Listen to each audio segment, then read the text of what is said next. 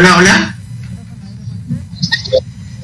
¿Cómo están ustedes? Me da muchísimo gusto darles la bienvenida a Fondo. Hoy tenemos un programa en el que vamos a hablar de esta política que hay, esta política que ha desarrollado el gobierno federal, que es la política de la improvisación, y de cómo esta política de la improvisación tiene repercusiones que pueden resultar muy, muy graves para el desarrollo de nuestro país, para el desarrollo de la ciencia. Se anunció primero la cancelación de una serie de fideicomisos de CONACYT que afectaban a instituciones de educación profesional y algunos institutos de investigación. El pretexto o el argumento que ha utilizado este gobierno para todas estas políticas que se aplican con un hacha de gran tamaño es la corrupción en los fideicomisos, aunque resulta complicado demostrarlo, o por lo menos este gobierno no ha demostrado acto de corrupción alguno en ninguno de los actos que ha perpetrado bajo este argumento.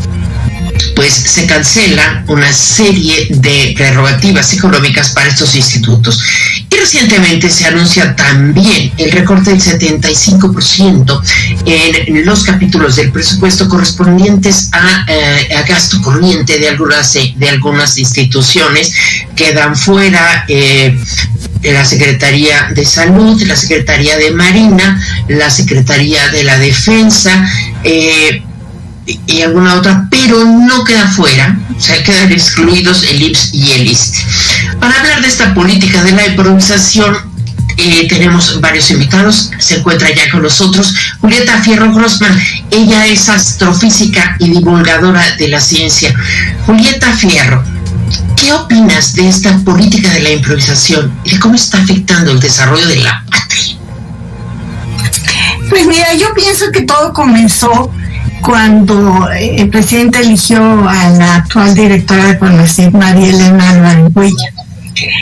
Ella es de este movimiento de sin país no hay maíz, o sin maíz no hay país, y yo creo que ella temía que pasara una cosa como la que ha pasado con Monsanto, que creó unas semillas mejoradas muy eficientes, y después había que comprar matahierba para esas semillas y después los fertilizantes para esas semillas, y eso podía causar una enorme dependencia.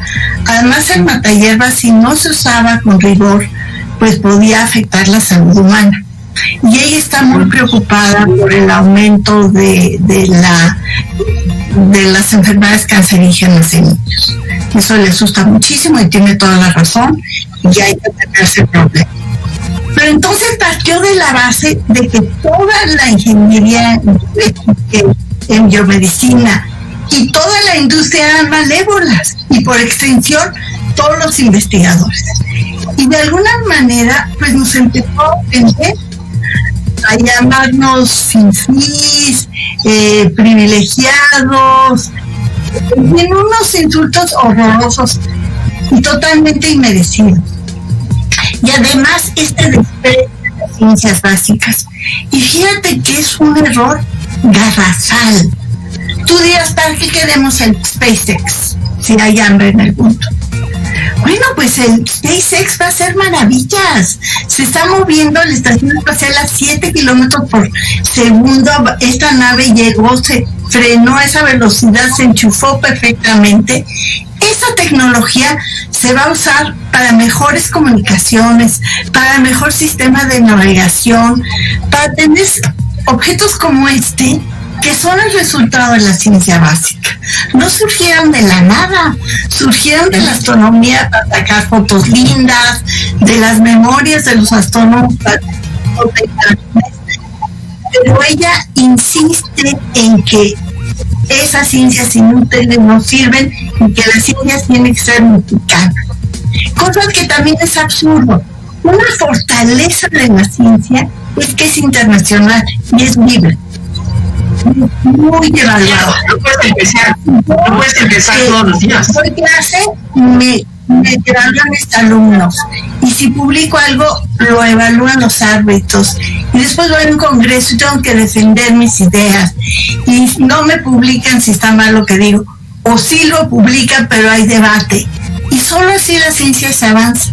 Entonces, negar la ciencia internacional, negar los avances de la ciencia básica, negar la vinculación con la industria, porque si nosotros desarrollamos una tecnología y no se transfiere a la industria, no va a haber innovación, y esto es lo único que va a salvar a la humanidad. Objetos relativamente baratos que muchos podemos tener, multiusos, y al rato ya nos van a medir el oxígeno y la presión y la temperatura, porque no se puede. Así es que yo creo que ella se equivocó y empezó pues haciendo recortes terribles. Recortó a la Academia de Ciencias, por ejemplo, a la Sociedad Mexicana de Física, a las Olimpiadas de Ciencia. Fue terrible y nos sentimos muy, muy afectados y ofendidos. Y entonces ahora, cuando se anuncian estos nuevos recortes, pues aunque después dio marcha atrás, pues nos volvimos a sentir sumamente vulnerables, porque ella dice que no hacemos nada por este país. No es verdad. Ya ahorita estoy participando en un foro de la UNESCO en París, o sea, me siento en París a distancia, para la educación a distancia de por vida. Es decir, que cada ser humano, no importa la edad, el género, la condición social, donde esté, tenga derecho a aprender lo básico, aprender para actualizarse, para reinventarse, y también para tener acceso a la cultura y disfrutar de la vida, para que los viejitos podamos seguir siendo útiles. Entonces, que nos se ponga tache así de entrada y diga ustedes no sirven, a mí me parece horripilante, y por eso nos sentimos tan agraviados científicos. No un permito. Gracias, se incorpora pero pues vivimos normal. Yo vivo en un depa de interés social, tengo un sulucito, vivo modestamente, no. Yo vivo en el mismo lugar donde vivía López Obrador cuando fue jefe del gobierno. Se incorpora a esta mesa Mario de Constanza, él es consultor financiero. Mario, hola. Estamos hablando de esta política de improvisaciones del gobierno y sobre todo en estos recortes en los cuales me parece que surgen de ocurrencias y no hay planeación. ¿De qué manera esta política de improvisación puede afectar el desarrollo inmediato de este país? Y bienvenido además. Muchas gracias, Maite. Muy buenas tardes a la mesa. Pues mira, yo lo he venido señalando, van a acabar por detener literalmente a las acciones, a las actividades del gobierno, ¿no? Van a dañar la educación, van a dañar la investigación científica y tecnológica, van a dañar inclusive los mismos programas sociales, ¿no? Es un absurdo, por ejemplo, darte cuenta que le quieren recortar el presupuesto a los gastos de operación de Liconza o de Diconza. ¿Con qué gasolina para los camiones van a repartir o van a distribuir los productos que distribuyen? Van a afectar el gasto de operación de todo el sector educativo, el colegio de bachilleres, la UNAM, etcétera. ¿Cómo van a hacer, por ejemplo, en una oficina que rentan el edificio, como fue el caso de la Conducef, que de repente les digan, ya no tienes presupuesto, nada más tienes un 25% de lo que te había dicho a principio de año, y hazle como quieras con el contrato de renta?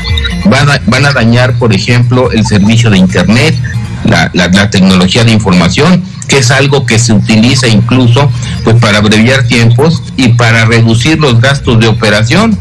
Precisamente, entonces es una ocurrencia definitivamente, va a afectar los servicios incluso que da el gobierno. Si tú vas a ir a sacar un pasaporte, pues ahora ya no van a tener para la tinta del pasaporte, para el papel. Me parece una ocurrencia muy grave. cuando tú quieres hacer un recorte presupuestario, que además ya se ha dañado mucho el gasto público, tienes que ver, tejer fino, irte dependencia por dependencia, a dónde se puede, a dónde no se puede.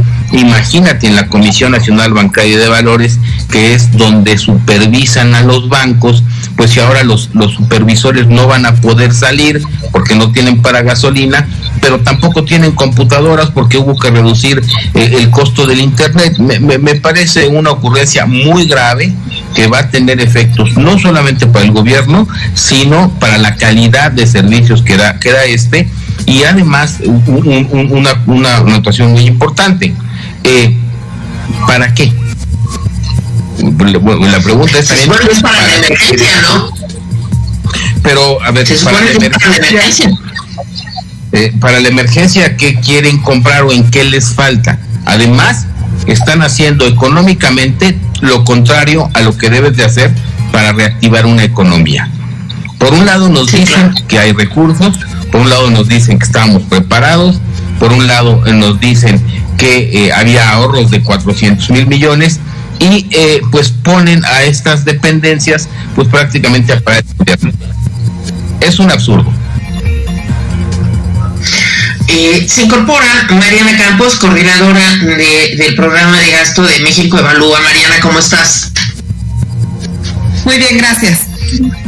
Estamos hablando de este gobierno con una política central de la improvisación y en este bloque estamos analizando los recortes. Miren, más recortes y más recortes que parecen producto más que del análisis y de la planeación de la ocurrencia y más con una actitud pareciera revanchista que de lógica para el desarrollo social o el desarrollo incluso económico, político de esta patria. Sin duda hay muchos aspectos muy cuestionables. A mí me gustaría comenzar por hacer referencia al proceso en el cual se ha llevado a cabo la toma de decisión de este recorte. Y quiero primero que nada decir que México tiene en su constitución el diseño de una democracia genuina en el sentido de que el Congreso es quien tiene mano en los asuntos del presupuesto. La ley de presupuesto, la ley federal, lamentablemente le deja un amplio espacio de discrecionalidad al Poder Ejecutivo para poder mover el presupuesto que ha aprobado la Cámara. Sin embargo, hay una ocasión en donde el presidente tiene que volver a la Cámara de Diputados, y es precisamente en este momento. De acuerdo. Ahora, en este punto, cuando hablas de la ley de presupuesto, hay un elemento interesante. El decreto o este documento para exigirle a todas las dependencias este recorte en los gastos generales, en los capítulos 2,000 y 3,000, lo firma la Secretaría de la Función Pública y esto también ha generado mucho ruido. Es correcto, o sea, lo que tendría que haberse hecho en caso de acatar la ley es ir a la Cámara a discutirlo en la Cámara. O sea, ese decreto es, en mi opinión, algo que se hizo de manera unilateral y que no cumple con el inciso C del artículo 21 de la ley de presupuesto, en donde este tipo de recortes tan drásticos se pueden dar evidentemente a partir de una caída severa en la recaudación que el Poder Ejecutivo detectó desde el 1 de abril. Y a los 15 días tenía que haber sometido los reportes a la Cámara. Y no fue así, salió un decreto unilateral. Entonces es cuestionable el proceso en el cual esto se llevó a cabo y estamos viendo los resultados de son unos recortes exagerados.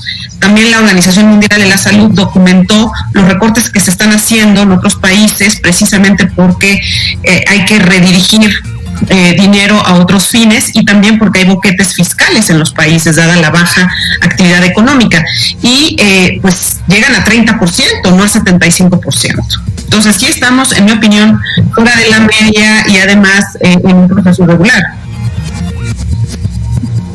Ok, vamos a hacer una pausa y regresamos. Estamos a fondo y estamos hablando precisamente de esta política de improvisación que es la que rige al gobierno federal.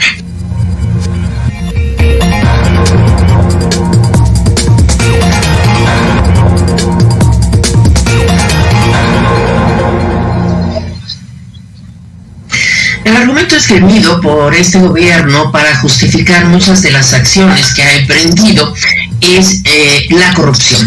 Cuando se habló de la desaparición precisamente de estos fideicomisos para recaudar fondos, se habló de que se eliminaban los fideicomisos para estas instituciones de educación superior debido a que eran corruptas. Yo pregunto, ¿el hecho de eliminarlos y el hecho de aplicar los recortes como se están aplicando garantiza que se acabe la corrupción y la impunidad, Mario? Mira, yo creo que no. Primero, no lo garantiza, pero segundo, también es importante el tema de los fideicomisos y que eran unas cajas negras, es cierto. Hace 10 años eran unas cajas negras. De hace 10 años para acá ha cambiado la ley. Son más transparentes que hace 10 años. Si no nos gusta la transparencia de los fideicomisos, vamos a trabajar sobre la transparencia de los fideicomisos, si aún se puede hacer más. Pero creo que no se vale por un argumento falaz o una verdad a medias, desaparecerlos sin rendir cuentas, porque además hoy no sabemos cuáles se eliminaron, cuáles se van a eliminar, y pues es una herramienta financiera que utiliza el gobierno. Luego, entonces, yo creo que el argumento de la corrupción no es un argumento sólido, no es un argumento que justifique la desaparición de estos fideicomisos, y mucho menos cuando se están yendo a un gasto pues que tampoco es transparente, y que tampoco está dando los resultados que dicen tener. Luego, entonces, sí es un tema importante el tema de los fideicomisos como una herramienta para el gobierno federal para trabajar mejor. Se van a complicar muchísimo la administración, no van a obtener los recursos que ellos están pensando, es dinero comprometido que hay en esos fideicomisos, y si queremos trabajar en mayor transparencia de los fideicomisos, pues que se modifique la ley, pero yo creo que es un absurdo el desaparecerlos de una pincelada. Mariana, ustedes han analizado precisamente estos fideicomisos y han hecho estudios sobre esos. ¿Qué opinión tienes en este momento en relación con las decisiones adoptadas por este gobierno?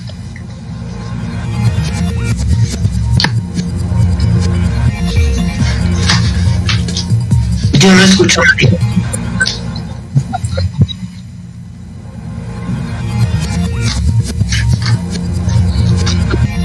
Bien, no escucho a Mariana. Me gustaría saber, Julieta, ¿de qué manera afecta a las investigaciones y afecta al desarrollo de la ciencia y la tecnología la desaparición de estos fideicomisos? Pues depende de qué institución estés hablando, pero pues la investigación básica necesita recursos, y en general, hasta donde yo conozco, las instituciones y los centros de CONACYT son transparentes y siempre necesitan recursos. Por eso los científicos estamos siempre demandando que haya el 1% del Producto Interno Bruto para investigación, ciencia y tecnología. No queremos el dinero de golpe porque no lo puedes gastar de golpe. Necesitas formar gente, como se nota ahorita con los médicos. Hacían falta médicos, pero no los puedes improvisar. Necesitas formarlos, por más que han hecho esfuerzos enormes por formar nuevos médicos, eso toma años. Así es que la inversión en ciencia tiene que ser sostenida y de largo plazo. Y yo creo que estos recortes, que como se ha mencionado, son muy pequeños respecto de la cantidad enorme de dinero que se necesita para satisfacer las necesidades de esta pandemia, no haría diferencia. En cambio, sí haría diferencia en la ciencia básica, que entre otras cosas puede ayudar a descubrir las vacunas y los medicamentos para mejorar la situación, y por supuesto nuevas tecnologías de muchísimos tipos para facilitar el sufrimiento humano que está causando esta pandemia. Hay puntos interesantes. La mayoría de la gente no sabe cómo operan estos fideicomisos Y lo que hacen estos fideicomisos es tener la posibilidad de obtener este recurso de manera inmediata, sin que esto se considere un subejercicio dentro de la administración pública. Y como decías, Mario, están perfectamente auditados por la Auditoría Superior de la Federación, la Secretaría de Hacienda, la mayoría de estos, ¿no? Así es, bueno, se cuentan muchos con un comité técnico, la auditoría los puede ya revisar, fiscalizar, pero además te voy a decir una cosa, hay dinero que ni siquiera es del gobierno. Por ejemplo, tenemos los fideicomisos de pensiones o los fideicomisos de prestaciones laborales, en donde está, por ejemplo, las pensiones que reciben los extrabajadores de Banobras, los extrabajadores de Nacional Financiera, los extrabajadores de la Comisión Nacional Bancaria de Valores, si no me equivoco. Hay otros como el FONAC, que es un fideicomiso de los servidores públicos, pero además de los trabajadores, ni siquiera estamos hablando de un fideicomiso de expresidentes o cosas así. Entonces, ese dinero no es del gobierno, ese dinero se utiliza para pagar sus pensiones. ¿Qué van a hacer? Los van a liquidar, los van a concentrar en Hacienda, y Hacienda va a tener que seguir pagando las pensiones. Pues es complicarse las cosas. Tenemos, por ejemplo, el otro fideicomiso que es para la modernización de las aduanas, y se toma un recurso del derecho de trámite aduanero. Es decir, por eso digo que no es un argumento el hablar de corrupción o el hablar de poca transparencia. La transparencia la podemos incluso profundizar si se quisiera, mejorando y profundizando las leyes. Yo creo que aquí es otra ocurrencia, como miles de ocurrencias se han tenido, y un poco el chiste es concentrar los recursos, pero lo absurdo es que no sabemos hoy el ejercicio real de los recursos. Hay programas que son verdaderamente absurdos, que no están dando resultados. Yo incluso el otro día comentaba, no tenemos hoy un informe de cuántos equipos se han adquirido para la pandemia. Hoy no lo tenemos. Cada rato sabemos y nos dicen que hay muchos compras y que viene un avión de China, pero hoy no tenemos un balance de lo que ha costado esto, y ese balance lo tiene el gobierno, y si habla de mucha transparencia, pues debería de estarlo dando. Mariana, regreso contigo. Me interesa el análisis que ustedes tienen sobre los fideicomisos, y a partir de esto, ¿qué opinión te merecen las decisiones del gobierno federal de cancelarlo? No tiene audio, Mariana. Ok, vamos a tratar. A ver, Mariana, pero tu micrófono, necesitamos que abras tu micrófono, Mariana, porque tu micrófono está cerrado y no te escuchamos. Julieta, ¿qué opinión te merece a ti esta posición, sobre todo después de que nos damos cuenta que el argumento para la ley... ¿Ya tenemos, no, Mariana? No escuché. Ya, creo que yo, Mariana, no escuché. A ver, Julieta, a ver, ya tenemos, si me permites, Julieta, perdón, pero es que tenemos muchos problemas. Mariana, ya te tenemos a ti, ya tenemos tu audio. Ok. Sí, ¿qué opinión te merece esto? Sí, a mí me preocupa mucho la situación fiscal del país, y me parece que no se están tomando las decisiones que se tienen que tomar. Los fideicomisos es una solución a medias, muy complicada. Como ya lo dijo Mario, mucho del dinero no es no, entonces muchos fideicomisos no se pueden tocar. Otros, aunque en teoría son del gobierno, están puestos ahí para resolver objetivos, y que va a haber una contrarreacción, como ya lo hemos visto en algunos grupos de actores. Bueno, va a haber incluso a lo mejor medidas legales, ¿no? Entonces todavía está por verse el beneficio de liquidar. La transparencia, desde luego, no es un pretexto, porque incluso en la ley de austeridad, este gobierno ya aceptó la transparencia en los fideicomisos, y que, es decir, es ir más allá de las auditorías que hace la Auditoría Superior de la Federación, es publicar los estados financieros completos de los fideicomisos, que es lo que debió hacerse desde hace muchísimo tiempo, y todos los gobiernos anteriores se negaron a hacerlo. Entonces, este gobierno lo aceptó en la ley de austeridad, lo tiene como mandato. Entonces la transparencia ya no puede ser un pretexto para este gobierno, porque ya decidió profundizar en los fideicomisos. Más bien lo tienen que implementar. Ahora, el problema que yo veo es que más bien el gobierno está siendo renuente a adquirir la deuda que tiene que adquirir. Es decir, México paga por inscribirse y me parece que está solucionándolo a medias. Tenemos peligro de no poder tener Ok, vamos a hacer una pausa y regresamos. Estamos en A Fondo. Acompáñenos, por favor.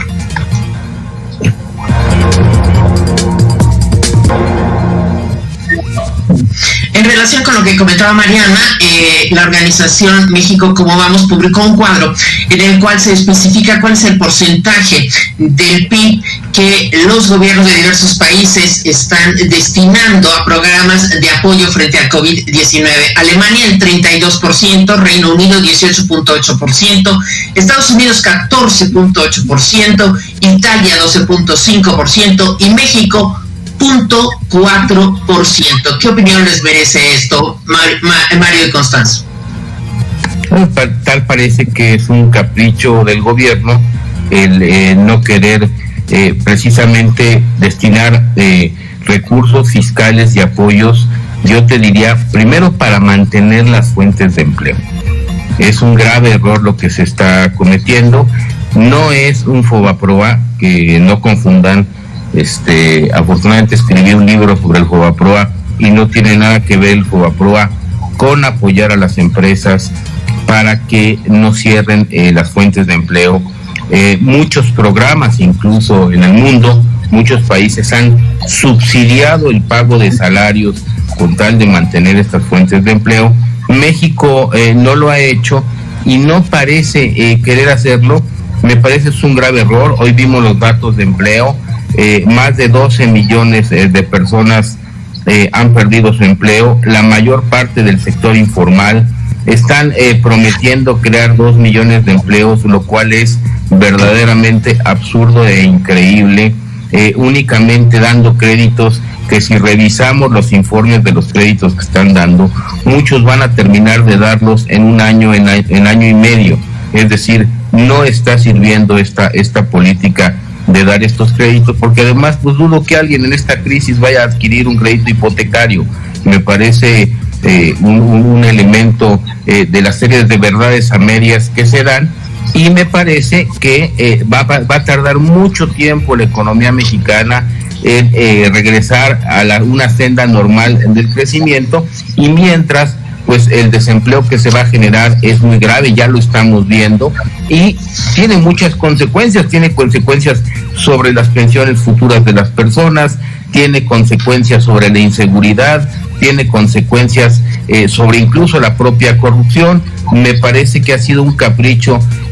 Critican diario a los neoliberales, y la medida de no mover el déficit es lo más neoliberal que yo he escuchado en los últimos años. Entonces es una equivocación, una grave equivocación del gobierno, que parece que es más bien un capricho y no una equivocación. Mariana. Sí, fíjate que esto parte de una visión muy acotada de la política fiscal y tiene que ver con verla como un instrumento, o más bien ver su parte nada más contable, y no ver que es una política que te permite intervenir en la economía para cambiar ciertas condiciones. Entonces es muy lamentable esta visión, porque el presidente cree que por controlar el déficit y el endeudamiento, él va a salir a flote de esto. Y es al revés. Justo en esta ocasión, un poco de endeudamiento adicional ayudaría a que las empresas que son solventes no perdieran su solvencia y pudieran continuar siendo contribuyentes. Lo que está pasando es que estas empresas pueden incluso desaparecer, y entonces el gobierno puede reducir el número de contribuyentes y por ende sus ingresos. Entonces no está entendiendo la conexión entre el gobierno y la economía.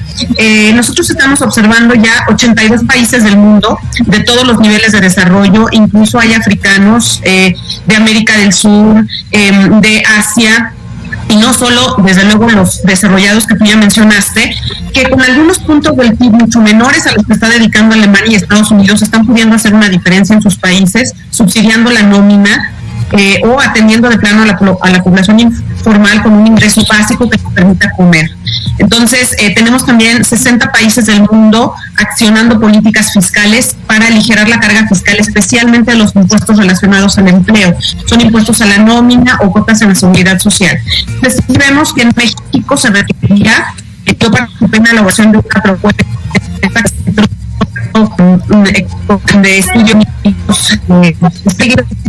y cotizamos que son alrededor de 3.5 puntos del Producto Interno Bruto. Imagínate una porción mínima comparado con lo que están dedicando los países desarrollados, que podrían hacer la diferencia en México para evitar que más de una decena de millones de pobres se añadan a nuestra población, es decir, que millones de personas caigan en pobreza por esta pandemia. Entonces creo que sí es indispensable.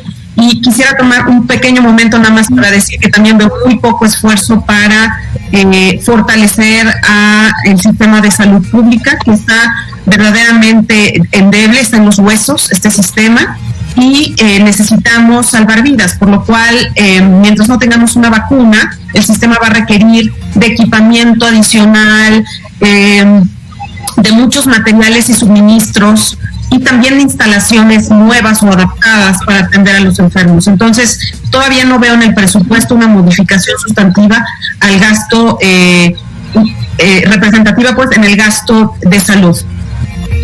Y abonando en lo que tú dices, en este decreto tendrán que reducir los capítulos 2000 y 3000, tanto el ISSSTE como el Seguro Social, lo cual es una aberración en este momento de pandemia. A mí me preocupa mucho cómo todo esto, cómo todo este entorno afecta a la educación. Pareciera que la educación debe ser un privilegio solamente de unos cuantos y se desprecia porque no nos hemos dado cuenta de la importancia que tiene a pesar de lo que estamos viendo en esta pandemia. ¿Cuál es tu opinión, Julieta? No, pues yo estoy totalmente de acuerdo contigo. Yo recuerdo de Alemania, cuando terminó la Segunda Guerra Mundial, hubo clase al día siguiente. No se suspendieron las clases.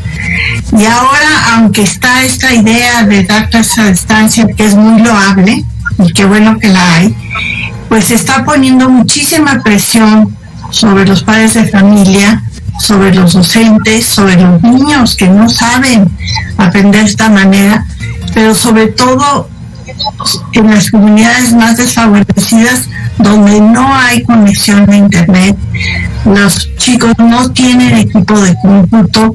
Yo he visto los programas de televisión que supuestamente ayudan a enseñar. De hecho, hoy vi uno en la mañana sobre que los niños tenían que escribir su historia de vida, pero nunca les explicaron a los niños qué es escribir una historia de vida, de qué longitud, que tiene que tener una introducción, decir yo soy me pasó esto, llegué a esto. Pasaron una cantidad enorme de historias de vida que son inalcanzables para los niños. Entonces yo creo que fue justo lo que no se desea. Los niños nunca van a ir a África a estudiar los monos, ni van a ser los mejores pintores europeos, ni van a poder tocar a todos en sus escuelas, en estas que no tienen internet, ni agua, ni luz, pues tener acceso a esta cantidad de instrumentos musicales. Entonces, creo que se hizo con descuido. Creo que podrían incluso retomar proyectos de estudio desde la casa, como han hecho otras naciones. Perú, por ejemplo, lo que hizo fue contactar a las televisoras públicas y decirles, ayúdenos. Y las televisoras privadas y públicas dijeron, órale, les ponemos todos nuestros recursos, pusieron sets, sus conductores, sus creativos, y las clases son divertidísimas. Pero nos faltó... ¿Cómo? Nos faltaron... A mí me preocupa mucho que todo este esquema nos está llevando a la precarización del país, la precarización del trabajo, la precarización de los salarios, la precarización de la educación, la precarización de todo. El horizonte en este sentido es muy, muy preocupante. ¿Cuál es tu opinión, Mariana? Sí, definitivamente esa es la gran preocupación, ¿no? Cuando vemos los resultados que vemos hoy en la población económicamente activa, hay una estadística que estoy tratando de encontrar que me parece desoladora. Yo creo que cuando uno ve eso, definitivamente sentimos que tenemos que hacer algo importante, y tiene que ver con la precarización de la ocupación.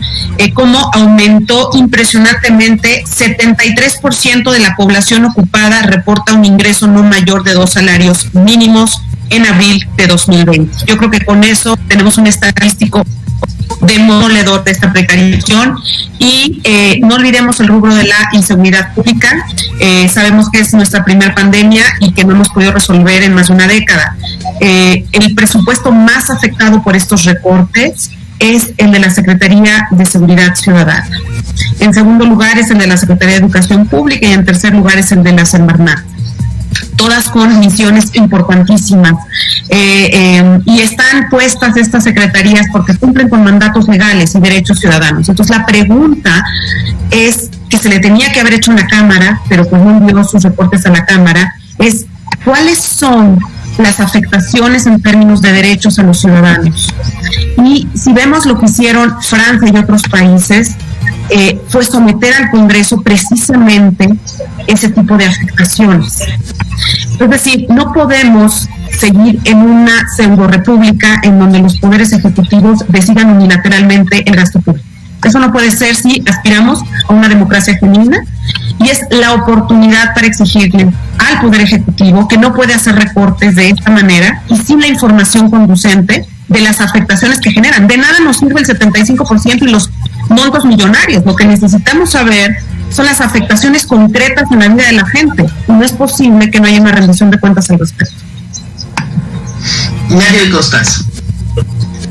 Mira, me parece que en términos de lo que se está haciendo, pues están dañando no solamente a la educación, lo cual es muy importante, el que la estén dañando. Los recortes han sido indiscriminados, se está sacrificando la calidad del gasto, la calidad de los servicios, y particularmente en el sector de la educación, pues está haciendo algo que ni siquiera el propio presidente pues ha ofrecido. ¿A qué me refiero?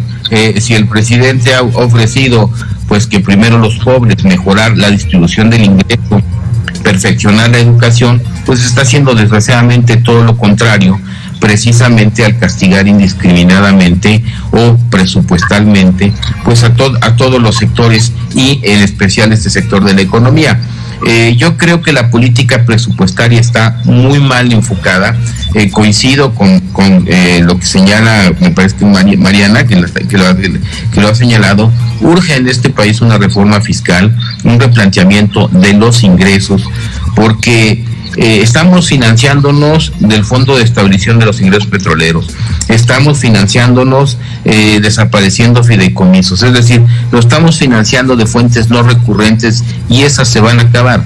Lo que requerimos es una reforma fiscal que pues ponga en orden a las finanzas, que dé los ingresos que se tienen pues que dar para los programas sociales o para el programa de gobierno, y dejar de estar jugando al recorte presupuestario y a inventar a ver de dónde tomamos los dineros. Y yo creo que lo que no se ha querido hacer es esta reforma fiscal.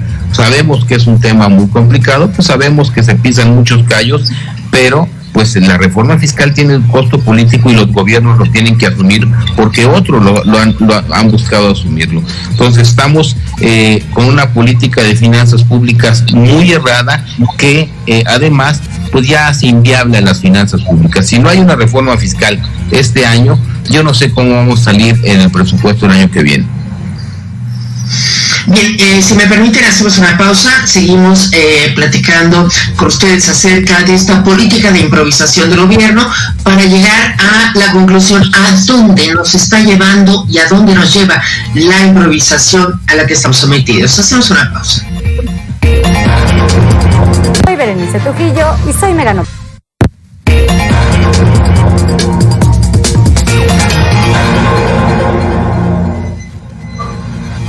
Si bien es muy difícil e imposible predecir el futuro, a la luz de los acontecimientos de los últimos meses es posible hacer una perspectiva de lo que puede suceder. ¿A dónde nos está llevando la improvisación? Julieta Fierro, te lo pregunto como científica, como divulgadora de la ciencia, como mexicana preocupada por el acontecer de tu patria. Pues a los científicos nos duele, porque ya hay inteligencia artificial que puede construir escenarios muy complejos. Existe el Centro de Investigación de la Complejidad, donde se pueden ingresar miles de datos, de variables, y construir escenarios virtuales y ver cuál funciona mejor. Y el que el gobierno no se acerque a la ciencia y pida nada más como ejercicio, pues vamos a construir un escenario, ¿qué pasa si modificamos esto? Pues le daría muchas herramientas de decisión. Y aunque tienes razón, nadie predijo que iba a venir esta pandemia horrorosa, pero para enfrentar los problemas sí es bueno tener grupos multidisciplinarios de especialistas y construir escenarios posibles y ingresar ingredientes como los que comentan Mariana y Mario. ¿Qué variables son las más importantes? ¿Qué es lo que tenemos que pedir? Lo que dicen, por ejemplo, que es evidente, si los recursos que tomamos se van a agotar muy pronto, mejor invirtamos en obtener recursos que se renuevan. Es como muy evidente, pero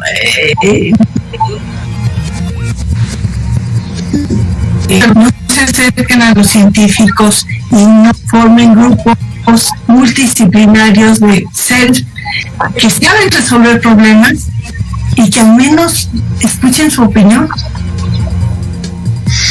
Mariana Campos, ¿a dónde nos está llevando, a dónde nos lleva la improvisación del actual gobierno? Pues nos lleva a retroceder en desarrollo. Lamentablemente a México le ha costado avanzar en ese frente y yo creo que varias décadas vamos a retroceder. Por lo menos esperan 10 millones de personas nuevas en la pobreza. Entonces es tremendo, pero este número puede llegar a 20 millones. No quiero ser fatalista, pero es la realidad. Yo coincido muchísimo con la doctora Fierro, porque yo creo que justo es nuestra propuesta en el ámbito económico. Hemos pedido al gobierno que nombre el Consejo de Emergencia Económica, un multidisciplinario que pueda hacer un análisis, un diagnóstico y soluciones actualizadas en el tiempo sobre la política fiscal y ciertas políticas económicas. Yo creo que era el momento de que el gobierno, recordemos, la deuda que toma el gobierno la vamos a pagar los contribuyentes. El gobierno nos está brindando un servicio, no es dinero que ponga el gobierno, es dinero de los contribuyentes. Creo que merecían las empresas y las personas que están atravesando por esta crisis económica apoyo del gobierno y haber concertado un plan de reforma fiscal en el momento en que empecemos a salir de la crisis, para que también los contribuyentes pues aporten al pago de ese endeudamiento que viene. Les recuerdo que para mí sería también un momento de crisis, es un momento de oportunidad. Creo que no era necesario el sufrimiento extremo que vamos a ver, pero que ojalá sea la oportunidad, esta crisis, de cambio. De cambio y de una reforma fiscal integral, que también integre nuevas fuentes de financiamiento por parte de los gobiernos locales, en donde vemos potencial recaudatorio. 350,000 millones de pesos hay de potencial en predial, tenemos alrededor de 100,000 millones de potencial en tenencia, entonces por ahí van a salir recursos. Es una pena que no hemos logrado esta concertación nacional para salir adelante de esta crisis, minimizar el sufrimiento humano y poder salir adelante con un plan de reforma fiscal posterior. Mario y Constanzo, ¿a dónde nos lleva la improvisación de este gobierno? Mira, yo creo que nos está llevando, ya lo estamos viendo, pues nos está llevando a que dejen de llegar los flujos de inversión. No solamente es un tema, y coincido con la política presupuestaria y lo que tenemos que hacer en materia de la política de ingresos, sino también la incertidumbre que hay sobre las inversiones. Esta incertidumbre pues está ahuyentando a las inversiones en diversos sectores. Creo que las condiciones del mundo han cambiado. Creo que tenemos que regresar a buscar a la iniciativa privada nacional y extranjera como un aliado y principalmente brindarle certidumbre. No es posible que antes o ya iniciado, a punto de operar una planta de cerveza, se diga pues mejor no y va para atrás. No es posible que la CRE esté actuando como un aliado de la CFE cuando su labor es ser el árbitro del mercado. Me parece que estos son mensajes que no favorecen a la inversión y que no dan certeza y garantías precisamente a la inversión. ¿Cuál es el resultado? Es una economía más chiquita, porque, la pandemia ha afectado, pero México ya estaba mal desde antes de la pandemia, El año pasado no crecimos, las perspectivas en enero era que también iba a ser un año muy complicado. Esto vino a crear la tormenta perfecta, pero esto no quiere decir que antes de la pandemia estuviésemos bien. Esto iba a pasar en menor medida, pero iba a pasar hasta que no cambiemos de fondo la concepción de las políticas económicas que se están llevando a cabo, ¿no? Programas sociales que más bien parecen programas electoreros y no programas sociales. Creo que la mejor política social es la que crea empleos bien remunerados y crecimiento económico. Y todo lo que vemos en las mañanas es lo que está afectando y precisamente va a hacer que haya más pobreza, más desigualdad y menos crecimiento económico. Julieta, ¿algún comentario final en relación con lo que hemos charlado en esta mesa?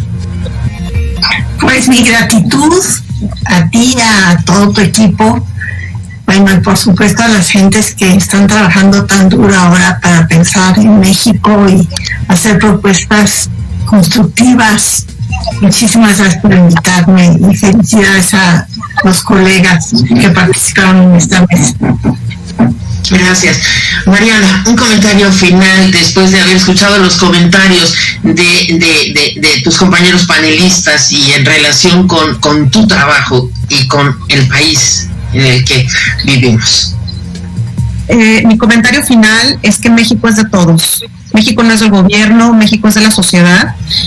México no tiene un solo gobierno, tiene muchos gobiernos, tiene miles de gobiernos, incluyendo los municipales, y tiene 32 gobiernos estatales. Entonces necesitamos la sociedad acercarnos a otros gobiernos, no dejar de insistir, por supuesto, con el federal, pero acercarnos mucho a otros gobiernos, porque yo creo que el desarrollo va a venir desde lo local. Mario y Constanzo. Pues un llamado al gobierno, un exhorto a las decisiones que se están tomando, a la propia Cámara de Diputados en su papel de fiscalizadores, que también participan en la política económica, de rectificar el camino. Ya vimos que lo que se ha hecho no nos está llevando a los resultados que se ofrecieron, que es un mejor crecimiento, que dejemos de enfrentarnos, es decir, no es un asunto de chairos contra fifís, es un asunto sobre qué políticas económicas generan el mayor crecimiento, el mayor empleo, la mayor igualdad. Entonces, creo que por ahí, porque no podemos darnos el lujo de desperdiciar más tiempo, porque el país requiere ya mejores políticas económicas. A mí yo coincido con lo que ustedes han dicho. Creo que tenemos que agradecer a la gente que está trabajando para hacer esto mejor y ojalá fueran escuchados. Me preocupa que esto que estamos viendo pueda derivar con esta política también desarrollada por el gobierno de polarizar a la sociedad, nos pueda llevar a un enfrentamiento social cuyas repercusiones creo que el gobierno no ha medido. ¿Por qué? Porque vamos a crecer en 20 millones, probablemente de 10 a 20 millones el número de pobres, no tendremos empleo, tendremos salarios precarizados, salarios verdaderamente infames, tendremos trabajos infames y la senda del crecimiento la estamos abandonando. Yo les agradezco enormemente su participación porque abonan en la reflexión de estos temas que a veces se nos escapa por la inmediatez del escándalo de la mañanera del día. Muchísimas gracias, Mario de Constanzo, Mariana Campos, Julieta Fierro, por su participación en el programa, y gracias a usted, al auditorio de A Fondo, por habernos acompañado esta tarde.